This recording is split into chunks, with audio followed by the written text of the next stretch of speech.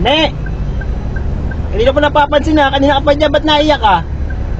Kanina ilang oras na po ako nandito, ilang oras ko na pinantay yung kaibigan ko.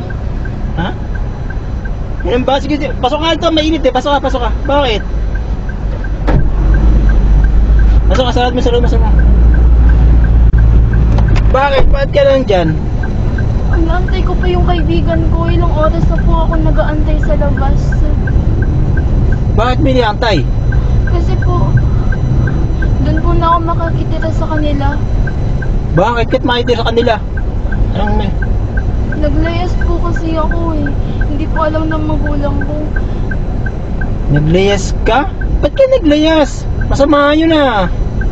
Paano pa naman po kasi lagi po ako pinapagalitan sa bahay. Bawal ako mga twiran. Yun lang, naglayas ka, masama yun. Dapat di mo ginawa yun. Hindi gano'n. Naku, napapahama ka sa ginagawa mo. Eh, sino yung hinintay mong yun? Yung kaibigan ko po, oh, doon mo na ka makikitira po ng dalian lang. Ika, di yan eh. Ano ba? Eh, kumain ka na ba? Ah, hindi pa po. Yung huling kain ko, yung kagabi pa. Yan, pagkain ako dito. Ibaon ako rito eh. Ito, oh. Yan. Hindi, okay lang po. Oh. Hindi. Ito, kainin mo to. Oh, baon. Oh. Eh, baon ko yan. Eh, ano na yan? Sa'yo na yan. Okay lang po ba talaga? Oo, eh. Numutla ka na eh. Tsura mo, numutla ka na.